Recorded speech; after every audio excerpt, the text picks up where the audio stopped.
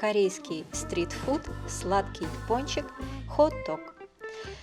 Это блюдо относится к разновидности уличной еды в Корее. Может быть сладкой версией, а может быть с овощами и лапшой внутри. И сегодня мы готовим это интересное блюдо. Начинаем мы с того, что подготовим дрожжи. Дрожжи нам нужны быстродействующие. Понадобятся они нам в объеме 11 грамм, а также нам потребуется теплая вода. Не холодная, не горячая, а именно теплая вода, чтобы нам растворить дрожжи и не убить их. Горячая вода убивает дрожжи, в холодной они не будут действовать, поэтому нам нужна именно теплая вода. Хорошо их размешиваем и растворяем в воде.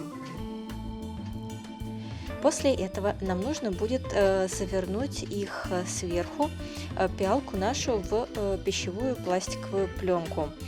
Так дрожжи будут находиться в тепле и соответственно, они быстрее и лучше начнут действовать. И мы, завернув их таким образом, отставляем их под пленкой на 10 минут в сторону. И за это время мы подготовим муку. Нам потребуется какая-то емкость, куда мы будем ее просеивать, и нам понадобится сито. Лучше сразу большую емкость взять. Я использую обычную пшеничную муку, потому что рисовой муки у меня нет. Обычную муку пшеничную 3 стакана. Как вы видите, у меня стандартный пластиковый маленький стаканчик. И 3 стакана муки я просеиваю. Если у вас есть рисовая мука, то вы берете 2 стакана обычной муки и 1 стакан рисовой муки. И в таком соотношении и просеиваете и перемешиваете. Далее, после того, как мы просеяли муку, мы добавляем в нее соль, 1 чайную ложку, и также сахар, тоже в объеме 1 чайной ложки.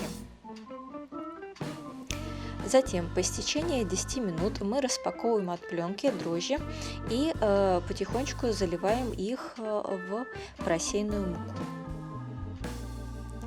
И начинаем тесто перемешивать. Я буду показывать в ускоренном ритме, но тесто потихонечку перемешиваем. И затем, после того, как мы перемешали дрожжи, мы добавляем теплую воду. Опять-таки не холодную, не горячую, а именно теплую воду. В общей сложности у меня ушло где-то около 1 пластикового маленького стакана воды. Но каждый раз трудно сказать, сколько именно воды вам потребуется.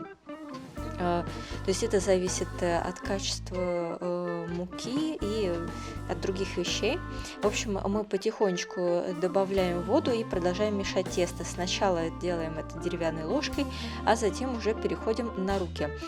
Такое тесто мешается не так, как обычное тесто. Его надо так слегка приподнимая и массируя перемешивать. Как вы видите, я продолжаю добавлять все еще воду, чтобы дойти до нужной консистенции. Также мы должны будем добавить в тесто 1 столовую ложку растительного масла. Так оно будет гораздо более мягким. Добавляем масло и опять-таки продолжаем замешивать тесто. В принципе, оно уже достигло нужной консистенции, вот такая она должна быть. Осталось только вмешать в него масло.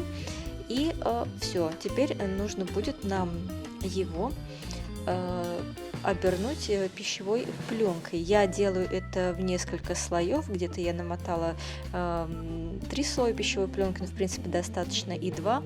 И нам нужно будет поместить его в теплое место, чтобы тесто поднялось.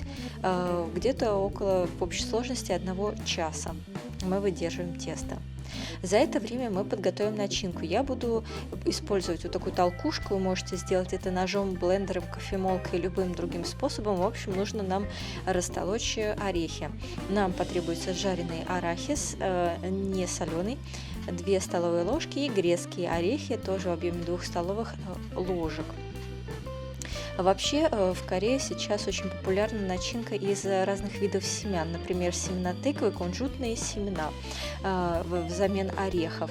Так что, в принципе, даже сладких вариаций достаточно много. А в конце видео я оставлю линк на рецепт этих же самых пончиков, но только с овощной начинкой и с лапшой. Вот так мы расталкиваем орехи, в общем, чем мельче, тем лучше, но не в кашу. И затем добавляем где-то около 4-5 столовых ложек сахара и корицу. Если у вас есть коричневый сахар, то используйте коричневый, потому что в оригинале используется коричневый сахар. Не смогла его купить, использую белый сахар. Но поскольку я добавляю порошок корицы 1 чайную ложку, то все равно смесь получится коричневого цвета, такая, как она есть в Корее. Кстати, сколько понадобится начинки, сказать, в принципе, тоже трудно. Иногда приходится, ее не хватает, и приходится еще раз ее по-быстрому делать, потому что чем больше вы ее вовнутрь положите, тем лучше, а сколько получится ее вовнутрь туда запихнуть, никогда заранее неизвестно. Через час тесто поднялось, и мы его распаковываем. Вот посмотрите. Давайте посмотрим, какое у нас тесто, какой объем был до того, как мы поставили его в тепло, и какой объем мы получили после. Тесто выросло, должно вырасти минимум в 2 раза, ну, здесь выросло где-то даже в 3. Вот. И теперь начинаем закладывать начинку. Для этого нам понадобятся кухонные перчатки. Мы должны смазать их хорошенько растительным маслом. И мы начинаем набирать тесто. Вот в этот раз тесто очень хорошо подошло. Это, кстати, происходит не всегда, зависит от многого, и от муки, и от дрожжей, в общем, каждый раз по-разному. И мы берем в руку столько, сколько в нее помещается, то есть как вот мы горсти зачерпываем, вот так же и берем, то есть сколько у нас поместилось в ладошку, вот столько и берем. И сделав ладошку такой лодочкой с углублением, мы немножко вот этот комочек распределяем как бы по руке. И вот в эту ямочку, которая у нас образовалась, мы должны закладывать начинку. Как я уже говорила, здесь принцип такой: запихнуть как можно больше, как получится. Поэтому мы кладем какую-то часть начинки, начнем с объема 1 столовой ложки, и каждый раз, закладывая ее, придавливаем ее ложкой вовнутрь. Вот, не бойтесь, тесто не должно порваться. И вот максимальное возможное количество мы закладываем, где-то хотя бы 3-4 столовые ложки, ну сколько получится. И затем вот так вот ее пальчиками края собираем в серединку. И все готово, скрепляем их вместе, подтягиваем друг к другу. Сейчас я показываю медленно, на самом деле это достаточно легко сделать быстрее. И все, уже готов пончик, осталось только отправить его на сковороду. Как это сделать, покажу позже. А сейчас еще раз смотрим на сам процесс закладывания начинки. Итак, смазываем перчатки растительным маслом, отрываем столько теста, сколько помещается у нас в ладошку. Затем этот комочек мы распределяем по ладошке. Мы должны ладошку сделать лодочкой, чтобы у нас было углубление. И начинаем закладывать начинку. Закладываем настолько много, насколько получится. Положили порцию, прижали ложкой. Положили еще порцию и опять прижали, вдавили ложкой. И вот сколько получилось, столько ее заложили. Чем больше, тем лучше. И собираем краешки пальчиками в середину, скрепляем их вместе, и все, собственно говоря, пончик почти готов. Осталось отправить его на сковороду. Итак, мы нагреваем сковороду с растительным маслом и закладываем на нее завернутые пончики. Можно жарить постолько, сколько у вас помещается на вашей сковороде.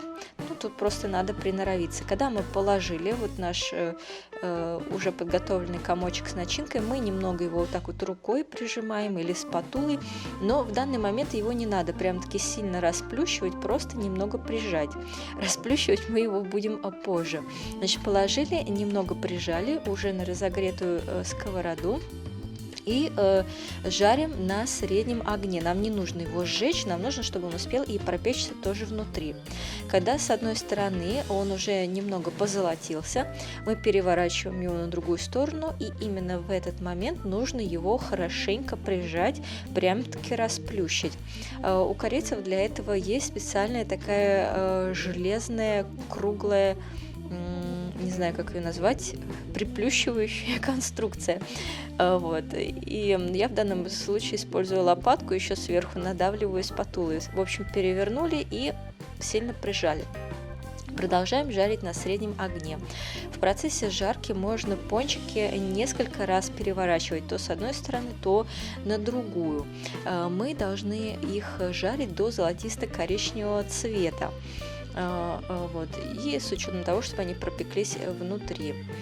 Как вы видите, здесь в некоторых местах вылезла начинка, но это совершенно абсолютно нормально, это не страшно, такое часто бывает при приготовлении этого блюда.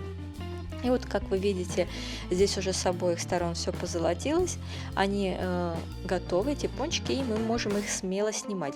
Кстати, если вы хотите пожарить их без масла, то можно делать это и без масла, имею в виду жарить эти пончики. Но вообще в оригинале это делается на масле, на достаточно большом его количестве. И этот мы продолжаем дожаривать. И вот оно счастье, сладкие пончики. Кстати, это блюдо корейцы очень любят есть именно зимой, когда холодно, и вот они стоят в этих очередях за этими пончиками, и потом прям их горячие, жутко горячие, прям только что с пылу с жару и едят. Вот он прям, я его сейчас разрываю вот так руками, он горяченький, поэтому в Корее их кладут в бумажные стаканчики и так подают, чтобы рукам не горячо было. И, как вы видите, начинка у нас здесь в достаточно большом количестве была заложена, поэтому выглядит вкусненько, аппетитненько. Кстати, их можно есть и холодными. Можно сделать современный фьюжн, еще и мороженое сверху положить. Вот, надеюсь, вам было интересно. Лайкайте, подписывайтесь. И сейчас будет возможность еще раз ознакомиться с ингредиентами.